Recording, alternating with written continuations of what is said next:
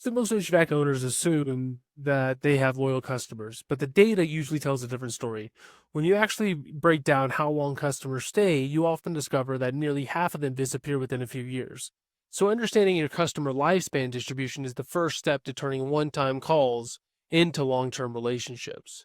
And so the way we're going to do this is we have a data set here, and it's a pretty basic data set. It's in depth, but essentially what we need is we need when something happened at the customer level. So like this is an event date when this customer, had a repair, right? And then this is whenever the other customer had, a maintenance call.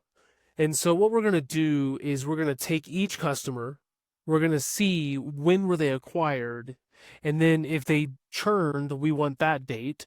And if they did not churn, then we want the maximum date here for that customer. Like, let me just show you, let me just sort this real quick by a customer number or something.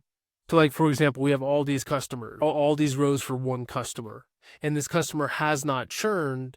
So what we're going to do is we're going to take when were they acquired versus the most recent date that, that any job was done. And then we're going to calculate some other things. So we need the customer, a unique list. Then we need the acquisition date. Then if they did churn, we want the churn date. If they did not churn, then we want the most recent date of it when a job was done. And then we can get the lifespan, break it out into years, and then we can do this formula here to break it out into, buckets, and then we can create this chart. So this is saying, 48% of your customers are 1 to 3 years. Okay, so here we have customer. And so to get a unique list, what I'm going to do is just equals unique. And then from here, it's going to be from the customer column. And what I'm going to do, you don't have to because this is just dummy data, but I'm going to sort this largest to smallest, or smallest to largest, I guess, based off the ID number. Okay, so then we want the acquisition date, churn date, or like, what do we call it? Recent date. I'll just copy this over here. Okay. So to get the acquisition date, what we have is we have the customer ID here, and then we have the acquisition date here. So because it's to the right side, we can do what's called a VLOOKUP. So equals vertical lookup. So the first argument is look in this column here for the customer, and then go over here. So columns E to H, and then which column is it in? So E is the first column, so it's column 1, column 2, column 3, column 4. And so from here, well, you gotta do comma 0 to get the date. Yeah, because you have to do an exact match. Okay, so now we can just format this as a date. And you can double click that down. Okay, so to get the churn date, what we can do is we can do another VLOOKUP here, but we're just going to have, because we want this here, and now we can do the churn date. But if it's a 0, then we want, or if it's blank here, then we want it to also be blank on the other side. The problem is that because it's finding the customer number, even if there is no value in that cell, it's going to return a 0. And let me just show you. So again, 1, 2, 3, 4. So now it's the 5th column, and this one is good. But what you'll notice is that these are zeros. So I'm going to write a quick if statement saying if it's 0, then make it blank. So I'm going to copy this and do if this equals 0, then blank. Otherwise, do that formula. You do this, and then copy it down, and then, yeah. So now you can see all of the churn dates.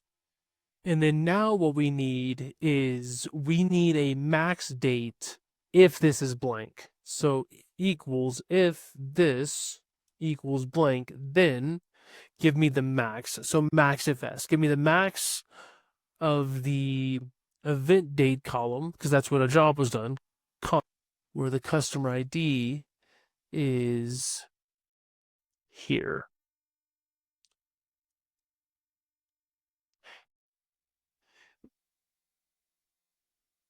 If D3 is blank, Oh, okay. Hold on. I got to do the final argument. Otherwise, give me the churn date.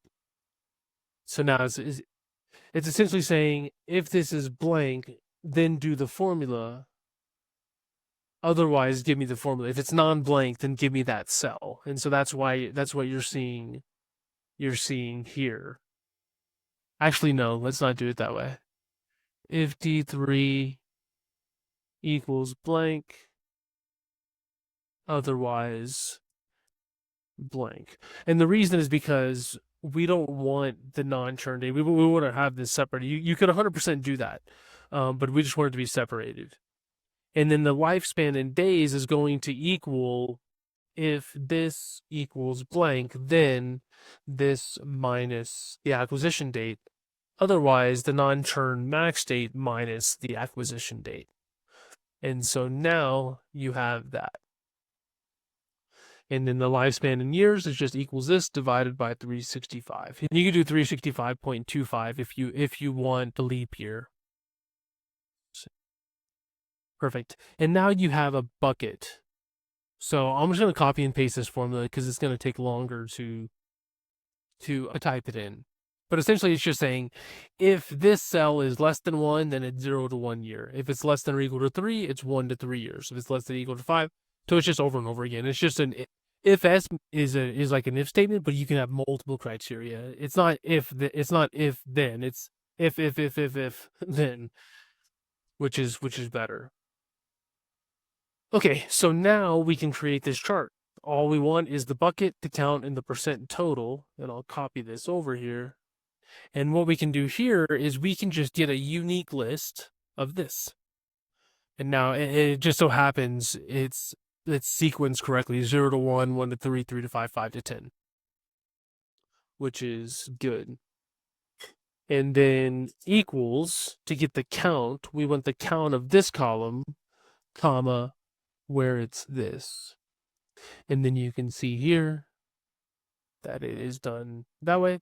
And so yeah, you can see most of your clients are in the 1 to 5 year range.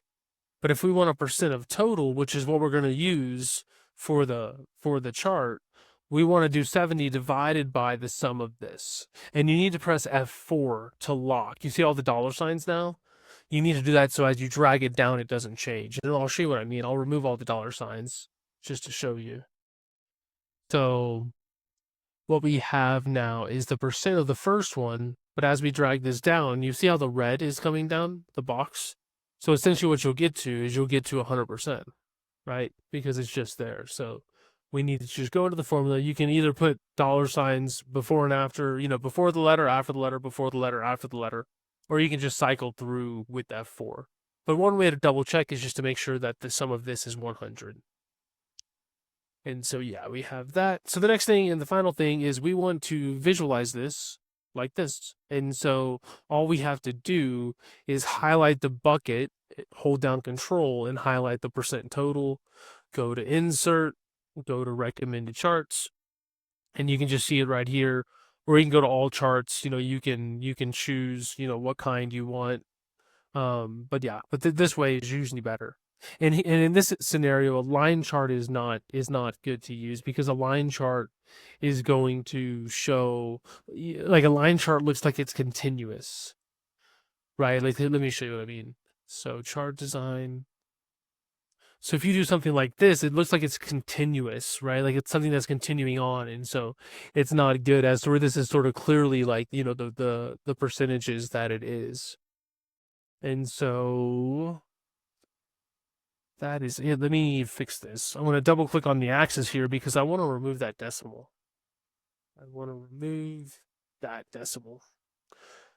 But anyways, so that is how you do it. It's a little bit of a process to get everything structured, in a usable way. But, if you want this file, there's a link to download it with my formulas. And if you can't find it, then shoot me an email. And then if you want some help with your, structuring your data, getting the insights, any of that stuff, then there's also a link to my calendar. Or you can also shoot me an email there. But yeah, anyways, that's it for this one. And if you have any questions, let me know. And if not, I will see you in future videos.